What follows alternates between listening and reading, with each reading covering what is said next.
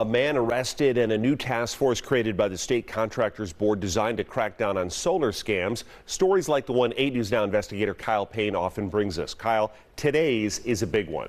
Brian, the State Contractors Board used the case of Lifetime Power here in Las Vegas to show the tough time homeowners are having here with solar, and that now they're going after the scammers. I think everybody needs to hear the story. Yeah. Need to watch out for scammers. Kathleen Klotz and her husband moved to the Las Vegas Valley just a year ago from Rancho Cucamonga, California. They picked out a house, set their budget, and got to work on getting solar installed so they could save on their electric bill. It was one of the first things you did? Yes, with solar. The worst. The worst it was. It's going through it. Yes, it's very, very disturbing. Disturbing, and documents say criminal. The company, Lifetime Power, also known as Lifetime Solar, took half of the cost to install solar at the Klotz home up front. So she wrote 2 checks from her retirement savings, totaling over 10 grand.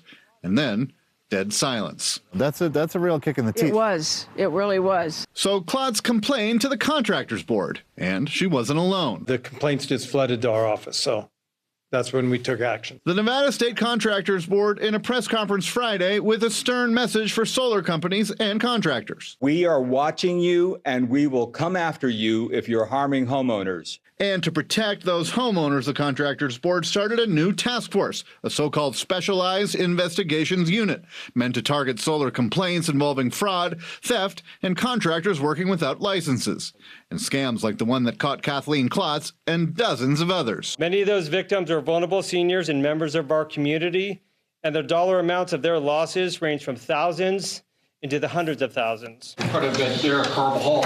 And Derek Carbajal, the man they say stole all that money, some 250 grand, from this office building a couple miles off the Las Vegas Strip. At Lifetime Power.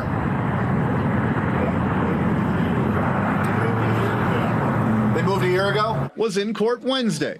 If they take him, there's no way we're going to get him back down here. On 7 felony counts for stealing money from homeowners, like this woman who documents in a lawsuit show lost 120 grand to Lifetime Power without them ever even starting work. The complaint from the Contractors Board showing Carbajal pocketed all of it, even though homeowners who spoke with the 8 News Now investigators say they had never even dealt with Carbajal. Either way, he's being held at Clark County Detention Center and chose not to speak with me when I asked him for an interview. Your Honor, as I understand, he has a parole hold. Could be because Carbajal has bigger problems, even though he could face up to 65 years in prison for the Lifetime Power scam if he's convicted. His recent arrest put him back on the hook for a 2015 DUI arrest where Carbajal pled guilty to crashing his SUV into 2 pedestrians near the Strip, stinking of booze, failing sobriety tests, and refusing to cooperate with police. That plea deal he took saved him from doing 20 years in prison. He's public enemy number 1. Yes, he is. Kathleen Klotz, for one, is happy to know the man who's accused of stealing her money is under arrest. Then maybe justice on the other end for him. Yes.